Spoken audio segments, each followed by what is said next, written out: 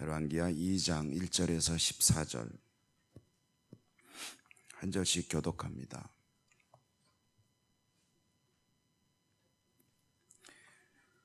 여호와께서 회오리 바람으로 엘리야를 하늘로 올리고자 하실 때에 엘리야가 엘리사와 더불어 길갈에서 나가더니 엘리야가 엘리사에게 이르되 머물라 여호와께서 나를 베델로 보내시느니라 하니 엘리사가 이르되 여호와께서 살아계시고 당신의 영혼이 살아있어 내가 당신을 떠나지 아니하겠나이다 하는지라.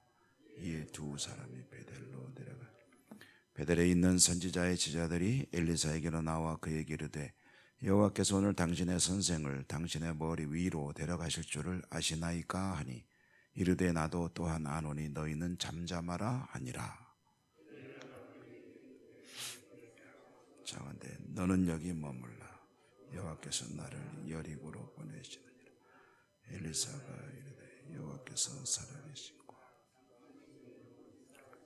두고 맹세하노니 내가 당신을 떠나지 아니하겠나이다. 그들이 여리고에 이르매 여리고에 있는 선지자의 제자들이 엘리사에게 나와 이르되 여호와께서 오늘 당신의 선생을 당신의 머리 위로 데려가실 줄을 아시나이까 하니 엘리사가 이르되 나도 아노니 너희는 잠잠하라. 자오간대 너는 여기 머물라 여호와께서 나를 요단으로 보내시느니라 하니 그가 이르되 여호와께서 살아계시고 당신의 영혼이 살아있음을 두고 맹세하노니 내가 당신을 떠나지 아니하겠나이다 하는지라. 이에 두 사람이 가니라.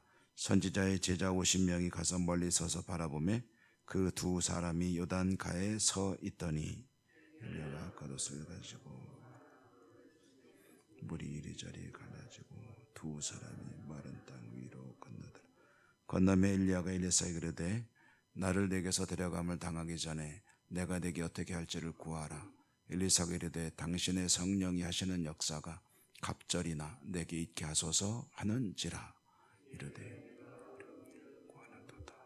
그런 나를 내게서 데려가시는 것을 내가 보면 그 일이 내게 이루어지려 그렇지 않으면 아니하리라 하고 두 사람이 길을 가며 말하더니 불수레와 불말들이 두 사람을 갈라놓고 엘리야가 회오리 바람으로 하늘로 올라가더라.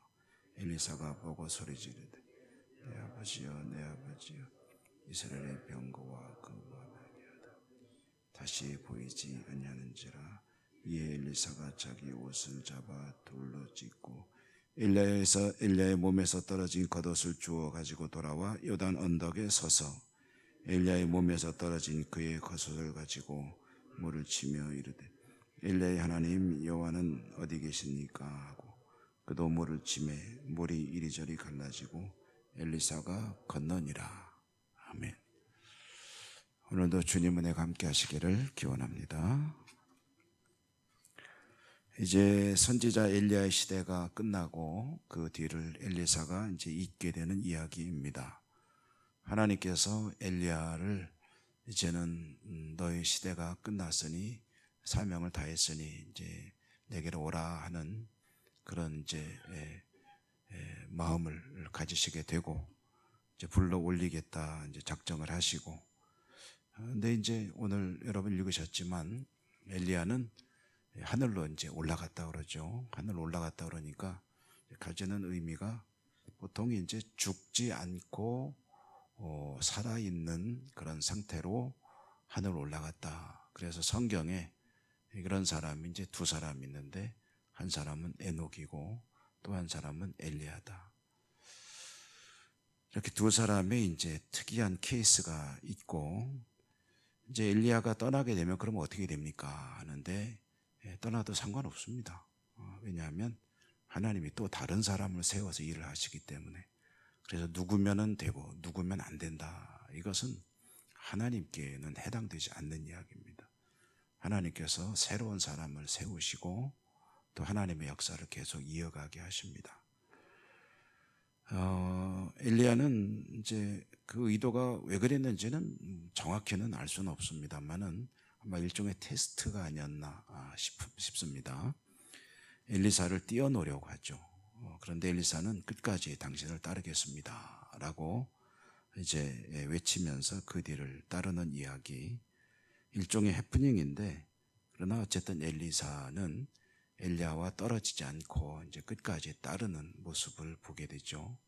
3번 시도했는데 3번 다 그렇게 따랐다라는 것은 이제 완전히 그 일종의 테스트를 통과했다라는 것으로 볼 수가 있겠습니다. 요단강에 이르렀을 때 엘리야가 이제 물을 가르는 이적을 행했습니다. 그러면서 이제 떠날 때가 됐으니까 엘리사에게 하는 말, 그리고 엘리사의 대답이 오늘 9절의 말씀이죠. 엘리야가 말하기를 나를 내게서 데려감을 당하기 전에, 그러니까 내가 내 곁을 떠나기 전에 내가 너를 위해서 무엇을 해주길 원하는지. 근데 이거 정확히 말하면 엘리야가 해주는 게 아니죠. 엘리야의 하나님께서 너에게 무엇을 해주시기를 원하느냐, 이것은 하나님께 이제 내 소원을 밝혀보아라 라는 이야기였죠. 엘리야가 사실 인간 엘리야는 할 수 있는 게 없습니다. 하나님께서 엘리야와 함께 하시며 하나님의 역사를 이루시기 때문에 그에게서 놀라운 일들이 일어나는 거지, 사람이 할 수 있는 것은 똑같습니다. 어쨌든 엘리사에게 이렇게 물으니 엘리사가 하는 말이 당신의 성령이 하시는 역사가 갑절이나 내게 있게 하소서. 그래서 갑절이나 하니까 엘리사가 욕심이 많구나, 엘리야의 2배의 능력을 구하는구나 라고 보통 이해를 하는데, 이 말은 그런 의미가 아닙니다. 이 말은, 갑절이라는 말은 어떤 때 쓰는 말이냐면은 정통 계승자라는 뜻입니다. 이제 보통 이스라엘의 율법이나 기타 역사 속에서 아버지가 죽고 자녀들에게 상속을 할 때 장자에게는 이제 2배를 줍니다. 다른 자녀들의. 그렇기 때문에 2배를 받는다라는 것은 더블로 주십시오라는 게 아니고 내가 정통 계승자가 되기를 원합니다. 그러니까 엘리사의 소원이 뭐냐, 이제 엘리야가 엘리사에게 물었을 때 엘리사가 하는 대답은 당신이 하던 역할을 내가 뒤를 이어서 이스라엘의 선지자가 되기를 원합니다 라고 이제 대답을 한 그런 내용입니다. 그러자 이제 엘리야가 하는 말이 10절에 보니까 내가 어려운 일을 구하는도다. 이제 주의 일을 하는 것이 어렵죠.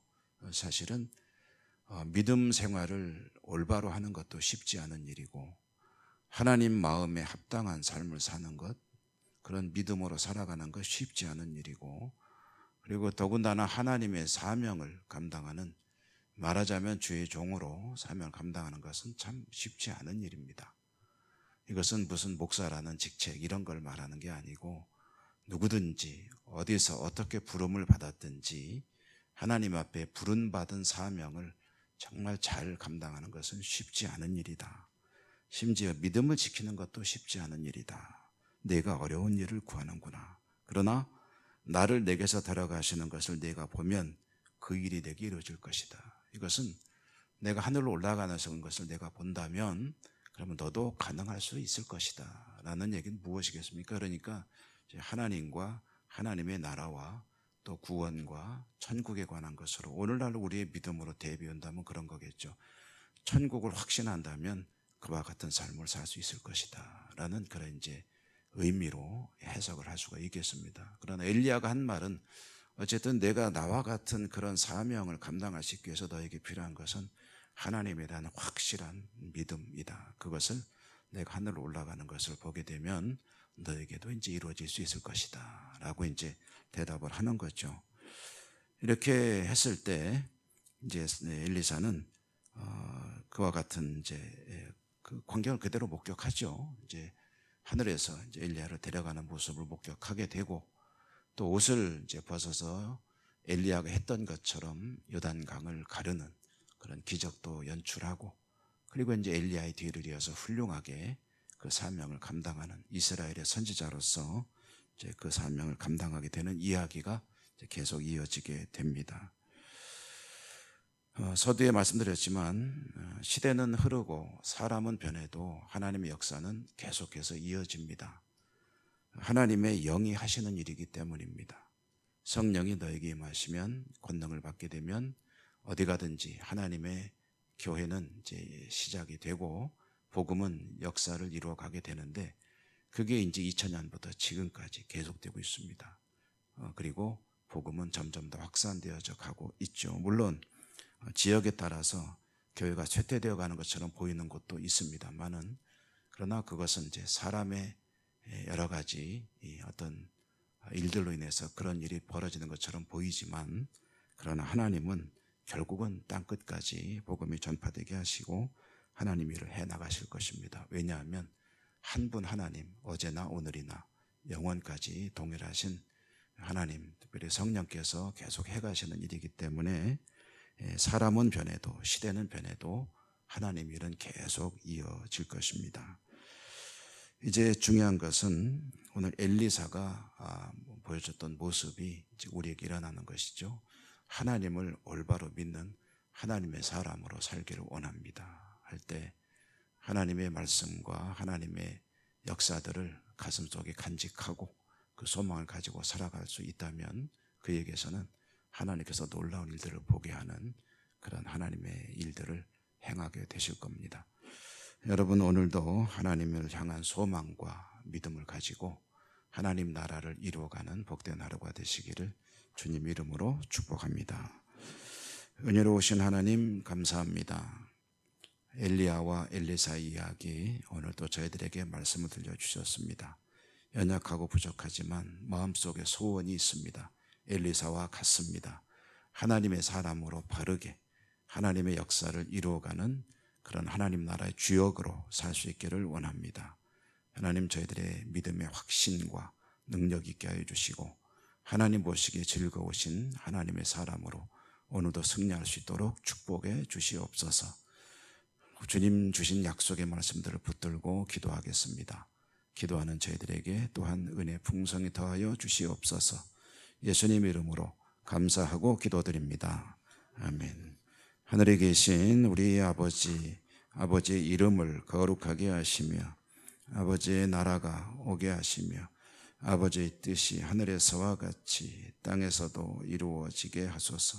오늘 우리에게 일용할 양식을 주시고 우리가 우리에게 잘못한 사람을 용서하여 준 것 같이 우리 죄를 용서하여 주시고 우리를 시험에 빠지지 않게 하시고 악에서 구하소서. 나라와 권능과 영광이 영원히 아버지의 것입니다. 아멘. 기도하겠습니다. 기도할 때 여러분의 개인적인 소원들 그리고 우리가 함께 기도하는 여러 가지 기도들을 하나님께 간절한 마음으로 올려드리시기 바랍니다. 주여 한번 부르고 기도합니다.